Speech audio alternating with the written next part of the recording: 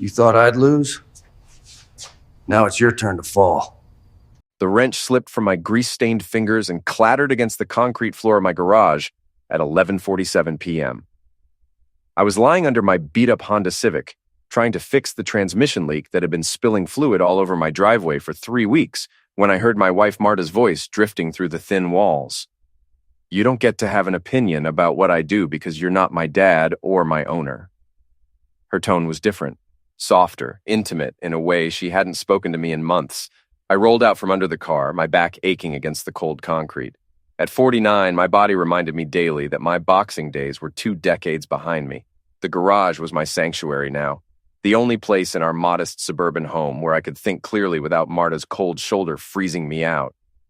"Jake, you know I can't just leave him overnight," she continued, her voice carrying through the paper-thin walls we'd never bothered to insulate properly. "He's already suspicious. Jake." The name hit me like a sucker punch to the gut. I crept closer to the door connecting the garage to our kitchen, pressing my ear against the cheap wood paneling. My heart hammered against my ribs as I strained to hear every word. "The Vegas trip is perfect cover," Marta said. "Victoria already booked the hotel rooms. We can have 3 days together without any questions."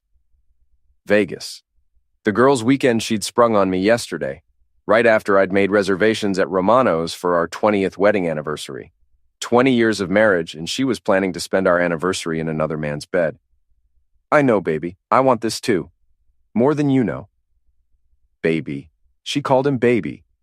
When was the last time she'd called me anything other than David, in that flat, administrative tone she used with her subordinates at the advertising agency? I backed away from the door, my hands shaking as I wiped motor oil on my jeans. The fluorescent light above my workbench flickered and buzzed, casting harsh shadows across the cluttered space that had become my refuge. Tools hung on pegboard walls, organized with the same precision I'd once applied to balancing corporate budgets before the layoffs forced me to start my own small accounting firm. The kitchen door opened, and Marta appeared in the doorway. Even at 47, she was stunning. Her auburn hair fell in perfect waves around her shoulders, and her green eyes still had the spark that had captivated me in college. But now those eyes looked at me with the same warmth she'd reserved for a piece of furniture. "Still playing with your toys?" she asked, gesturing at the car parts scattered across my workbench. "Fixing the transmission?" I said, my voice steadier than I felt. "Someone has to keep this family's transportation running." She rolled her eyes. "Maybe if you spent less time in here and more time growing your business, we could afford a car that doesn't leak oil all over everything." The criticism stung because it carried just enough truth to hit home. My accounting firm was struggling. 3 clients had dropped me in the past month, citing budget constraints. But I suspected Marta's social circle had something to do with it. In a town like Millbrook, reputation was everything. "I'm doing my best, Marta." "Are you—" She crossed her arms, her silk blouse pulling tight across her chest. "Because from where I'm standing, it looks like you're hiding from your problems." I wanted to ask her about Jake. I wanted to confront her about the phone call, demand answers, fight for our marriage. But something in her posture told me she was already gone. The woman I'd married, the one who used to laugh at my terrible jokes and steal French fries off my plate, had been replaced by this cold stranger who looked at me like I was a disappointment she couldn't quite shake. "I'm going to bed," she said. "Try not to make too much noise when you come in. I have an early flight tomorrow." Vegas, with Jake. After she disappeared back into the house, I stood in my garage for another hour, staring at the oil stain on the floor and wondering when my life had become such a mess.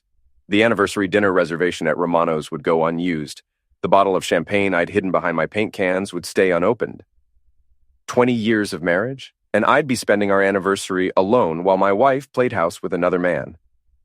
I pulled out my phone and opened the Find My Phone app. Marta and I had shared our locations years ago for practical reasons, so I'd know when she was working late so she could track me during my evening runs. Now that transparency felt like a tool in my hands. Her location showed our house, but the timestamp was from 2 hours ago. I refreshed the app, still showing home, but something felt off. The blue dot was positioned slightly wrong, showing her in our backyard rather than inside the house. My hands trembled as I scrolled through her recent locations. 3 visits to an address on Maple Street in the past week. High-end condos where advertising executives and trust fund babies lived, where Jake probably lived. I grabbed my keys. The drive across town took 12 minutes through empty streets lined with fast food joints and strip malls. Millbrook wasn't much to look at, a Rust Belt city that had seen better days, where the biggest employer was still the GM plant that laid off half its workforce 5 years ago. But the Maple Street condos represented new money, the kind that came from creative agencies and tech startups that promised to revitalize our dying downtown. I parked across the street from the Glass and Steel building, its modern architecture looking alien against the backdrop of our industrial skyline. The parking garage was well lit, and I could see Marta's silver Lexus, the car she'd insisted we lease despite our tight budget, parked next to a red BMW convertible. Jake's car, probably. Everything about it screamed midlife crisis and disposable income. I sat in my Honda for 20 minutes, engine running, heat blasting to keep the November chill at bay. What was I doing here? What did I expect to accomplish by spying on my wife like some pathetic private investigator? Then I saw them. They appeared at a third-floor window, silhouetted against warm yellow light. Marta was wearing a black dress I'd never seen before, something expensive and form-fitting that hugged her curves. The man behind her was tall, broad-shouldered, with the kind of confident posture that came from never having to worry about money. He wrapped his arms around her waist, and she leaned back against him. They looked comfortable together, natural, like they'd been doing this for months. Maybe they had. I watched them for another 5 minutes, my breath fogging the windshield as rage and humiliation warred in my chest. Then I got out of the car. The BMW's paint job was flawless, reflecting the parking garage lights like a mirror. I ran my fingers along the hood, feeling the expensive metal beneath my calloused palms. This car probably cost more than I made in 6 months. I pulled out my house key and dragged it along the driver's side door, carving a deep scratch from the handle to the rear wheel well. The metallic screech echoed through the parking garage like a scream. It felt good, better than I'd felt in months. I walked around to the windshield and used my key to etch a message into the glass. Welcome, homewrecker. As I stepped back to admire my handiwork, a red light blinked in my peripheral vision.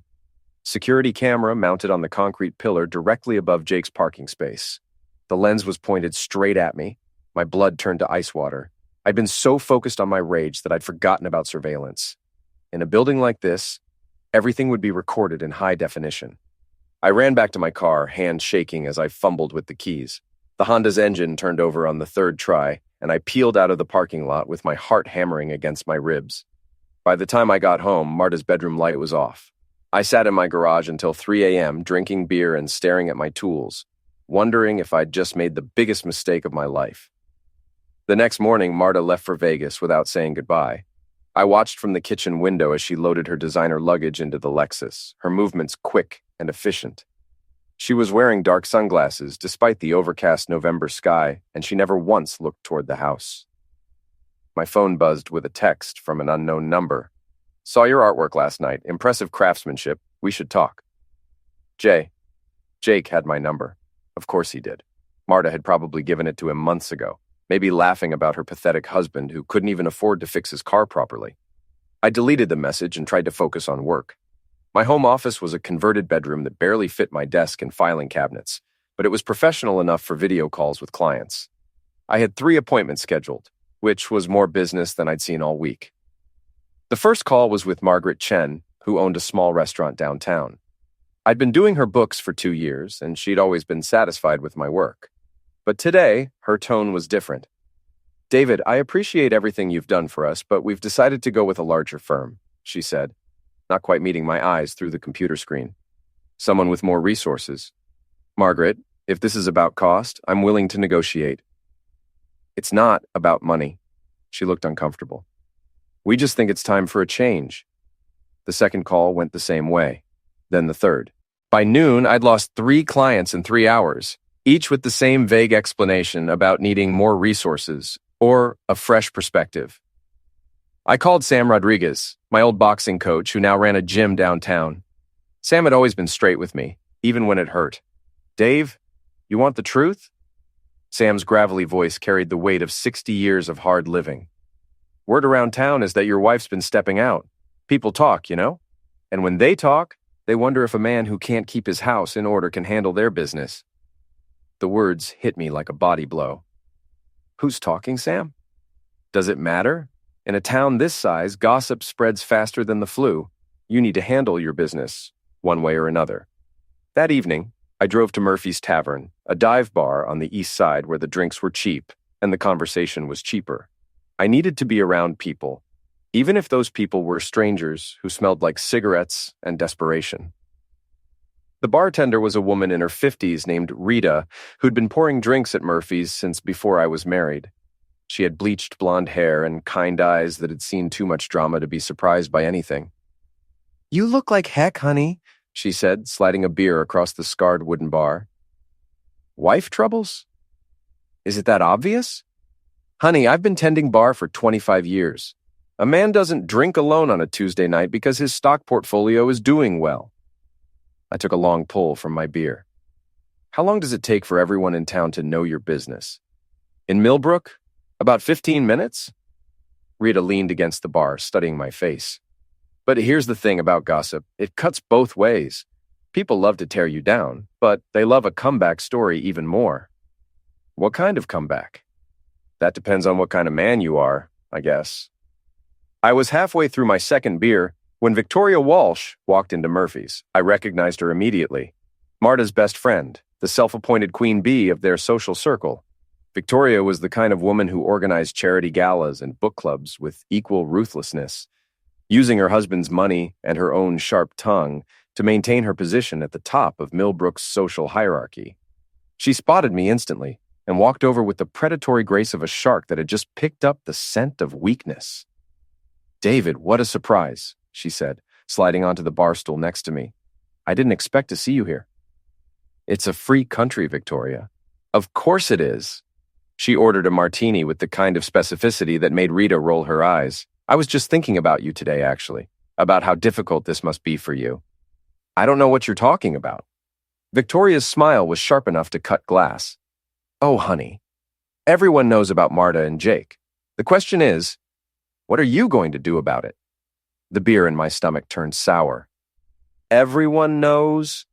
"Well, not everyone, but enough people. You know how it is. Marta's been so much happier lately, so much more confident, and Jake's been very attentive at the agency events. They make a lovely couple, really." I set my beer down carefully, fighting the urge to throw it at her perfectly made-up face. "Why are you telling me this?" "Because I care about you, David. We all do. And we think it might be time for you to accept reality and move on with your life. Gracefully. Gracefully. Yes, no drama, no ugliness, just a quiet divorce and a fresh start for everyone involved." Victoria sipped her martini delicately. "Marta deserves to be happy, don't you think?" The rage that had been building in my chest for days finally found its voice. "And what do I deserve, Victoria?" "You deserve to find someone who appreciates you for who you are," she said, her tone dripping with false sympathy. "Someone more suitable to your circumstances." I stood up so quickly that my bar stool scraped against the floor. "My circumstances." "David, please don't make this harder than it has to be." "Harder than what has to be? My wife screwing another man? My business falling apart because of gossip? People like you deciding what I deserve?" The bar had gone quiet. Rita was watching us with interest, and the other patrons were pretending not to listen while hanging on every word. Victoria's mask slipped for just a moment, revealing something cold and calculating underneath. "You're embarrassing yourself." "Good," I said. "Maybe it's time I stopped caring about what people think." I threw a 20 on the bar and walked out into the November night, my hands shaking with adrenaline. Behind me, I could hear Victoria's voice rising as she tried to regain control of the narrative, but I was already gone. When I got home, my car was waiting for me in the driveway. Someone had spray-painted "loser" across the windshield in red letters, and all 4 tires had been slashed. A note was tucked under the wiper blade. "Stay in your lane, old man." I stood in my driveway for a long time, staring at the vandalized Honda and feeling something fundamental shift inside me. For months, I'd been playing defense, trying to save my marriage and my business while the world crumbled around me. But defense wasn't working. Maybe it was time to go on the offense.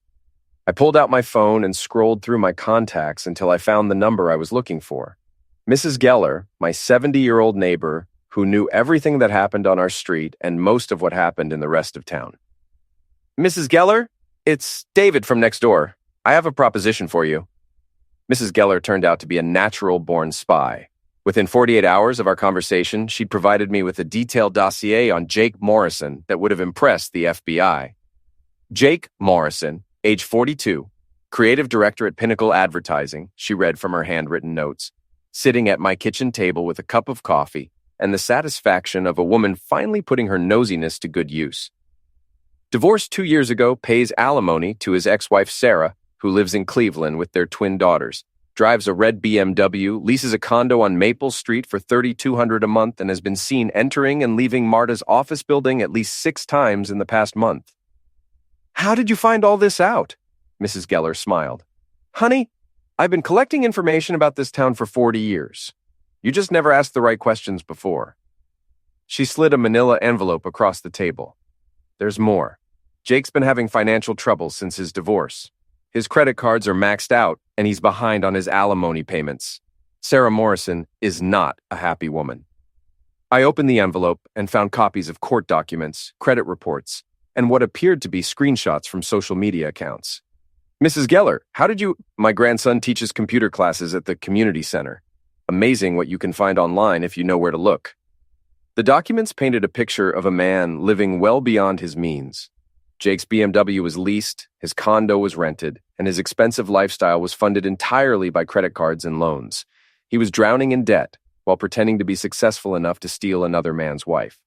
There's something else, Mrs. Geller said, pulling out her phone. I've been watching your house while you were at work. Marta came back from Vegas yesterday, but she didn't go inside.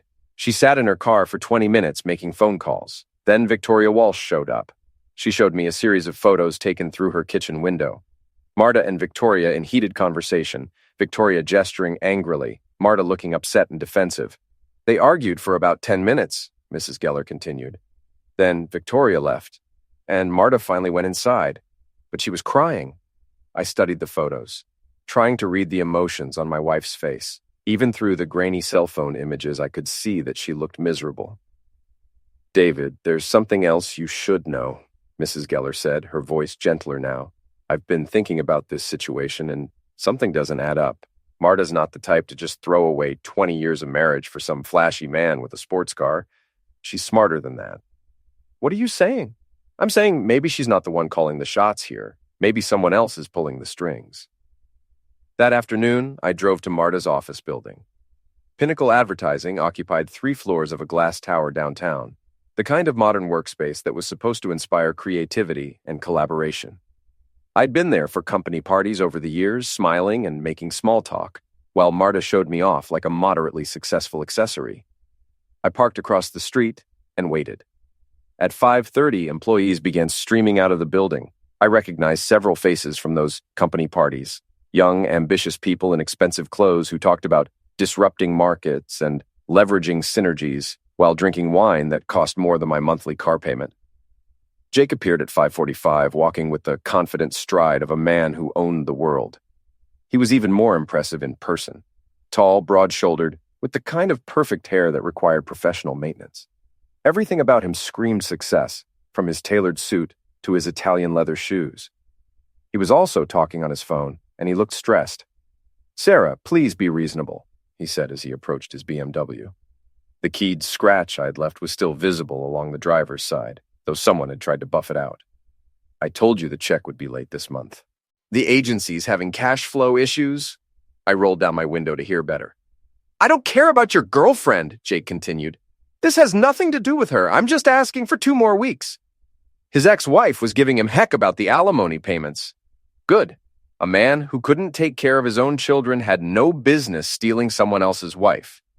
Jake ended the call and got into his car, slamming the door hard enough to make the BMW rock on its suspension. He sat there for several minutes, head in his hands, before finally starting the engine and pulling out of the parking lot. I followed him at a distance, staying back far enough to avoid detection. He drove to an upscale restaurant called Bellacourt, the kind of place where dinner for 2 cost more than most people made in a day. I watched him go inside, then parked and followed. The hostess was a young woman with the kind of professional smile that could freeze vodka. Do you have a reservation, sir? I'm meeting someone, I said, scanning the dining room. Jake was sitting at a corner table, checking his phone obsessively. Actually, I think I'll just have a drink at the bar. The bar gave me a perfect view of Jake's table. I ordered a beer and pretended to watch the basketball game on the mounted television while keeping one eye on my target. Marta arrived 15 minutes later, looking stunning in a black dress that I'd never seen before. She kissed Jake on the cheek and sat down across from him, but her body language was tense. I couldn't hear their conversation, but I could read their expressions. Jake was animated, gesturing with his hands, trying to convince her of something. Marta looked skeptical, shaking her head and crossing her arms. Then Jake reached across the table and grabbed her hand. She tried to pull away, but he held on, leaning forward to whisper something urgent in her ear. Whatever he said made her face go pale. She nodded reluctantly, and Jake's expression shifted to relief. He signaled the waiter for champagne, but Marta barely touched her glass when it arrived. They left separately, Marta first, then Jake 5 minutes later. I paid my tab and followed Jake back to his condo, where I sat in my car and made some phone calls of my own. The first call was to Sarah Morrison in Cleveland. I'd found her number in Mrs. Geller's research packet, along with her address and employment information. Mrs. Morrison, my name is David Brooks. I think we need to talk about your ex-husband. The second call was to the HR department at Pinnacle Advertising. I'd done some research of my own and discovered that the company had strict policies about workplace relationships, especially between supervisors and subordinates. I'd like to report a potential ethics violation, I told the HR representative. I have reason to believe that a supervisor is engaged in an inappropriate relationship with a married employee. The third call was to a private investigator I'd found online. If Jake and Victoria thought they could destroy my life through gossip and rumors, they were about to learn that two could play that game. I need surveillance on 2 individuals, I told the investigator, and I need documentation of everything they do. By the time I got home, I felt more energized than I had in months. For too long, I'd been reactive, letting other people control the narrative of my life. But now I was taking charge. I found Marta in our bedroom, sitting on the edge of the bed with her head in her hands. She looked up when I entered, and I could see that she'd been crying. "We need to talk," she said. "Yes, we do." She took a deep breath. "I want a divorce, David." The words hit me like a physical blow, even though I'd been expecting them. Because of Jake. Because we're not happy anymore. Either of us. Her voice was steady, but her hands were shaking. "We've been going through the motions for years. You know it's true. So you decided to have an affair instead of talking to me about it." Marta flinched. "It's not that simple." "Isn't it? You met someone else, someone with more money and better prospects, and you decided to trade up. That's not fair." "Fair?" I laughed, but there was no humor in it. "You want to talk about fair? Fair would have been having this conversation before you started sleeping with your coworker. Fair would have been giving me a chance to fight for our marriage." "Would it have made a difference?" she asked. "Really? When was the last time you looked at me like you wanted me? When was the last time we talked about anything other than bills and household maintenance?" The question stung because it carried truth. We had grown apart over the years, settling into the comfortable routine of a long marriage without maintaining the passion that had brought us together. "So this is my fault," I said. "It's both our faults. But I'm not going to spend the rest of my life being miserable just to avoid hurting your feelings." I studied my wife's face, looking for any sign of the woman I'd fallen in love with 20 years ago. She was still beautiful, still intelligent, still capable of surprising me. But she was also a stranger now, someone who could look me in the eye and calmly destroy everything we'd built together. "Fine," I said. "You want a divorce? You'll get one. But don't expect me to make it easy for you." Marta's expression hardened. "What's that supposed to mean?" "It means I'm not going to roll over and play dead while you and your boyfriend divide up the spoils of our marriage. If you want to end this, we're going to do it on my terms." "David, please don't make this ugly." I smiled, and I could see my expression reflected in her eyes. It wasn't a nice smile. "Sweetheart, you haven't seen ugly yet." The next morning, I implemented what I privately called the devastation protocol. It started with a visit to our bank where I legally transferred half of our joint savings into a new account under my name only. $23,000, not enough to retire on, but sufficient to fund my campaign of mutually assured destruction. Next, I visited my lawyer, a sharp-eyed woman named Patricia Hendricks, who specialized in messy divorces. "I want to make this as expensive and time-consuming as possible," I told her.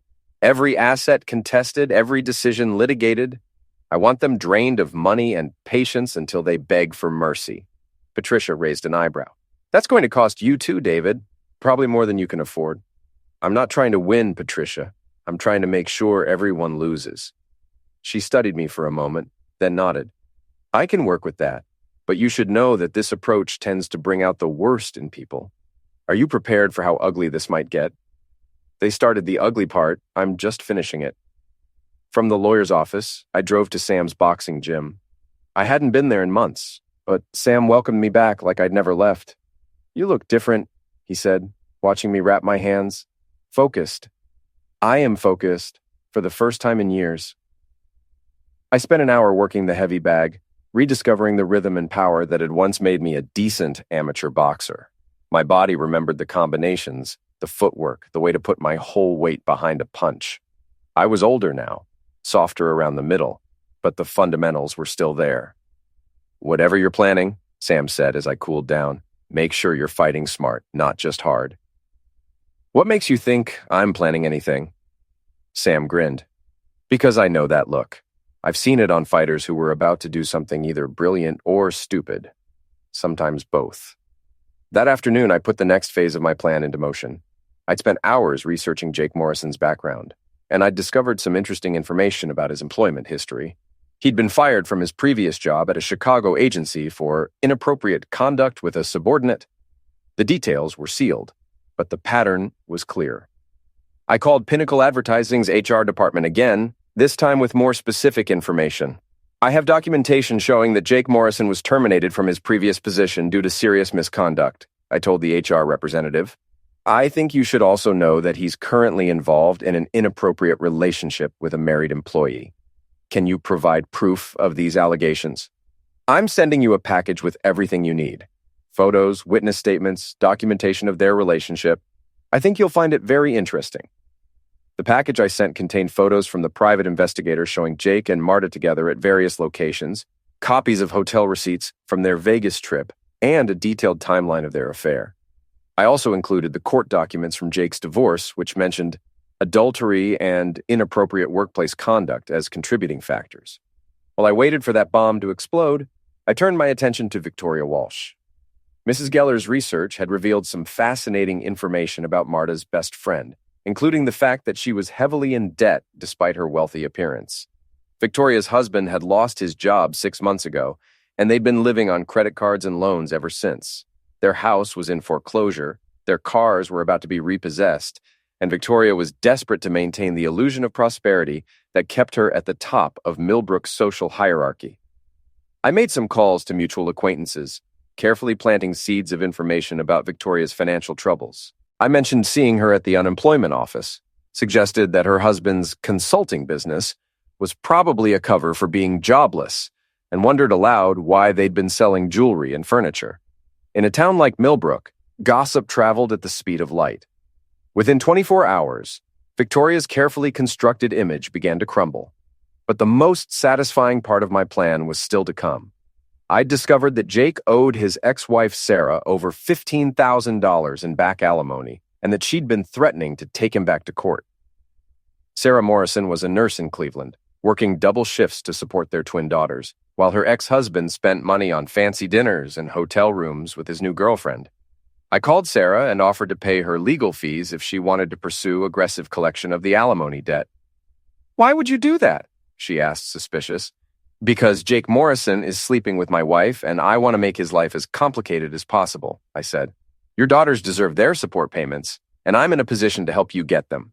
Sarah was quiet for a moment. "How much back alimony does he owe?" "According to my research, about $15,000. But with penalties and interest, you could probably get 20. And you'll pay my attorney fees?" "Every penny. I just want to see Jake Morrison held accountable for his obligations." Sarah Morrison turned out to be a formidable woman when properly motivated. Within a week, she'd filed for contempt of court and wage garnishment, effectively freezing Jake's assets until he paid what he owed. The walls were closing in on Jake and Marta, but I wasn't finished yet. I'd been monitoring Marta's social media accounts and had noticed that she'd been posting photos of expensive dinners, spa treatments, and shopping trips, all funded by money from our joint accounts. I documented every transaction and provided the evidence to my lawyer as proof of dissipation of marital assets. I also discovered that Marta, had been using our joint credit card to pay for hotel rooms and gifts for Jake. The paper trail was extensive and damaging, showing a clear pattern of spending marital funds on her affair. But the piece de resistance came when I learned about Jake's company car. As creative director at Pinnacle Advertising, he was provided with a BMW as part of his compensation package. The car wasn't his, it belonged to the company, and personal use was strictly limited. I documented every time Jake used the company car for personal trips, including his visits to our house and his romantic dinners with Marta. Then I sent the evidence to Pinnacle's finance department with a note about possible misuse of company assets. The dominoes began falling faster than I could track them. Jake was called into HR for questioning about his relationship with Marta and his use of company resources. Marta was suspended pending an investigation into workplace conduct violations. Victoria's social circle began distancing themselves as word of her financial troubles spread, and through it all, I maintained my innocence. When people asked about the divorce, I played the role of the wounded husband trying to hold his family together. When they asked about the investigations at Pinnacle Advertising, I expressed concern for my wife's career. When they mentioned Victoria's troubles, I offered sympathy and support. I was the victim in this story, and everyone knew it. The confrontation I'd been waiting for came on a Thursday evening. I was in my garage, actually working on my car this time, when Jake Morrison appeared in my driveway. He looked terrible. His perfect hair was disheveled, his expensive suit was wrinkled, and there were dark circles under his eyes. The confident swagger was gone, replaced by the desperate energy of a cornered animal. "We need to talk," he said. I didn't look up from the engine I was working on. "I don't think we have anything to discuss. You know exactly what we need to discuss. You've been sabotaging my life for weeks. I don't know what you're talking about." Jake stepped closer, his hands clenched into fists. "Don't play dumb with me. The HR complaints, the alimony enforcement, the company car investigation. That's all you—" I finally looked up, meeting his eyes with the steady gaze I'd learned in the boxing ring. "Prove it." "I don't have to prove it. I know it was you. What you know and what you can prove are two different things." I wiped my hands on a shop rag, taking my time. "But let's say, hypothetically, that someone was investigating your background. What exactly would they find?" Jake's face went pale. "You son of a witch." "They'd find a man who was fired from his last job over serious misconduct allegations. A man who owes thousands in unpaid child support to his ex-wife. A man who's been using company resources to pursue an affair with a married subordinate." I stood up slowly, using my full height advantage. "They'd find a man who's been living a lie. Marta loves me. Marta loves the idea of you. The successful creative director with the sports car and the expense account. But that's not who you really are, is it, Jake? You're just a broke middle-aged man with a pattern of inappropriate relationships." Jake took a swing at me, but I saw it coming from a mile away. I ducked under his punch and grabbed him by the shirt, using his momentum to slam him against my workbench. "I wouldn't do that if I were you," I said quietly. "You're already under investigation for workplace misconduct. An assault charge would pretty much guarantee that you never work in advertising again." Jake struggled against my grip, but I held him firmly. 20 years might have passed since my boxing days, but I was still stronger than he was. "Let me go," he gasped. "In a minute. First, I want you to understand something. You thought you could steal my wife, destroy my reputation, and ruin my business without consequences. But every action has an equal and opposite reaction, Jake. You destroyed my life, so I'm destroying yours." I released him and stepped back. Jake stumbled, catching himself against the workbench. "This isn't over," he said. "Yes, it is. You just don't know it yet." Jake left without another word, and I went back to working on my car, but I could feel the adrenaline coursing through my veins, the same rush I'd felt in the boxing ring when I knew I had my opponent on the ropes. The endgame was approaching, and I was ready for it. The final phase of my plan required perfect timing and absolute commitment. I'd spent weeks gathering intelligence, positioning my pieces, and waiting for the right moment to strike. That moment came when I learned about Pinnacle Advertising's annual Client Appreciation Gala, a black tie event where the company's biggest clients mingled with employees and celebrated another year of creative excellence.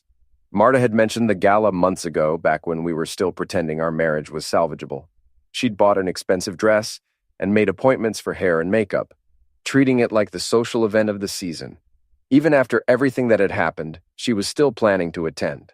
I bought a ticket. The gala was held at the Millbrook Country Club, a sprawling facility that had been the center of the city's social scene for over a century. I arrived early and positioned myself at the bar, nursing a whiskey and watching the entrance for familiar faces. Marta arrived at 7:30, looking absolutely stunning in an emerald green dress that complemented her auburn hair perfectly. She was alone, which surprised me until I remembered that Jake was probably still dealing with the HR investigation and the alimony enforcement. She spotted me immediately and froze, her face going pale beneath her carefully applied makeup. "David, what are you doing here?" "Supporting my wife's career," I said, raising my glass in a mock toast. "Isn't that what good husbands do?" "You need to leave. Now." "I don't think so. I paid for my ticket, same as everyone else. I have every right to be here." Marta looked around nervously, clearly aware that people were watching us. The story of our marital troubles had spread through Millbrook's social circles like wildfire, and everyone was curious to see how the drama would play out. "Please don't make a scene," she whispered. "I'm not the one who made a scene, sweetheart. I'm just here to enjoy the show." Jake arrived 20 minutes later, looking haggard and desperate. He'd lost weight since our confrontation in the garage, and his expensive suit couldn't hide the stress that was eating him alive. He scanned the room until he found Marta, then started walking toward her with the determination of a man who had nothing left to lose. I intercepted him halfway across the room. "Jake, good to see you," I said loudly enough for nearby conversations to pause. "How's the HR investigation going?" Jake's face flushed red. "Get away from me. I heard they're looking into your employment history. That must be stressful, especially with the alimony garnishment and everything." "You destroyed my life," he hissed. "I didn't destroy anything. I just shined a light on what was already there." I smiled and clapped him on the shoulder. "The truth has a way of coming out, doesn't it?" Jake shoved my hand away and pushed past me toward Marta. I let him go, knowing that the real show was about to begin. I'd spent the past week preparing for this moment, and I had one final surprise that would bring everything to a satisfying conclusion. At 8 o'clock, the evening's program began with speeches from company executives and presentations to major clients. I waited until the formal program ended and people began mingling again. Then I made my move. "Ladies and gentlemen," I said, tapping my knife against my wine glass to get everyone's attention, "I'd like to say a few words, if I may." The room gradually quieted as people turned to look at me. I saw Marta's face go white with horror, and Jake started moving toward me with obvious intent to shut me down. "My name is David Brooks, and my wife Marta works here at Pinnacle Advertising. Some of you know that we're going through a difficult time in our marriage, and I wanted to take this opportunity to set the record straight." "David, don't," Marta pleaded, but I ignored her. "You see, I've learned some interesting things about my wife's workplace relationships over the past few months. Things that I think the clients and employees of Pinnacle Advertising should know." I pulled out my phone and connected it to the room's audio-visual system, a trick I'd learned by calling the country club's technical support staff earlier in the week. For instance, I learned that certain supervisors have been using company resources to conduct inappropriate relationships with subordinates. The first image appeared on the room's large projection screen. Jake and Marta kissing in the parking lot of his condo building, taken by the private investigator I'd hired. Gasps rippled through the crowd. Jake lunged toward me, but 2 security guards intercepted him, guards I'd quietly alerted to the possibility of a disturbance. I also learned that some employees have been using company credit cards for personal expenses related to these relationships. The next slide showed credit card receipts for hotel rooms, dinners, and gifts, all charged to Pinnacle Advertising accounts and all connected to Jake and Marta's affair. And perhaps most interesting of all, I learned that this isn't the first time certain employees have engaged in this type of behavior. The final slide showed Jake's termination letter from his previous job in Chicago, along with the sealed court documents from his divorce that detailed his pattern of workplace misconduct. The room was dead silent. Jake had stopped struggling against the security guards and was staring at the screen in horror. Marta was crying, her carefully applied makeup streaming down her cheeks. "Now I know what you're thinking," I continued, my voice carrying clearly through the sound system. "You're thinking that I'm just a bitter husband trying to get revenge on his cheating wife. And you know what? You're absolutely right." A few nervous laughs rippled through the crowd. "But here's the thing about revenge. It only works when it's based on truth. Everything you've seen tonight is documented fact. The affair, the misuse of company resources, The pattern of inappropriate conduct, it's all real. I disconnected my phone and handed the microphone to a stunned event coordinator. I hope you all have a wonderful evening, I said. I know I will. I walked out of the country club with my head held high, leaving behind a room full of shocked clients, humiliated employees, and two people whose lives I'd just destroyed as thoroughly as they'd destroyed mine. The aftermath was swift and brutal. Jake was fired the next morning, and Marta was terminated for violation of company policies. The story spread through Millbrook like wildfire, enhanced by social media posts and cell phone videos from the gala. Victoria Walsh, already struggling with her own financial and social problems, found herself completely ostracized from the social circles she'd once dominated. Without her position as Queen Bee of Millbrook society, she was just another middle-aged woman with too much debt and not enough income. But I wasn't finished yet. 3 days after the gala, I received a call from Sarah Morrison in Cleveland. "The garnishment worked," she said. "I got every penny Jake owed me, plus penalties and interest. $22,000. I'm glad to hear it. There's something else. Jake's been calling me, begging me to drop the contempt charges. He says he's lost his job and can't find work because of his reputation." "What did you tell him?" "I told him that my daughters needed their support money more than he needed his reputation. But I wanted to thank you for making this possible." Jake Morrison made this possible by not taking care of his responsibilities. I just helped connect the dots. The divorce proceedings moved quickly after that. Marta's lawyer advised her to accept my terms rather than risk a prolonged court battle that would only generate more negative publicity. She got the house, but I got my freedom and enough assets to start over somewhere else. On my last day in Millbrook, I drove through the downtown area one final time. The city looked the same as always, tired, worn down, struggling to reinvent itself in a changing economy. But I felt different, lighter, like I'd finally shed a weight that had been dragging me down for years. I stopped at Sam's boxing gym to say goodbye. "So where are you headed?" Sam asked. "Phoenix. I've got a job lined up with an accounting firm there. Fresh start, new city, no history." "You think you'll miss this place?"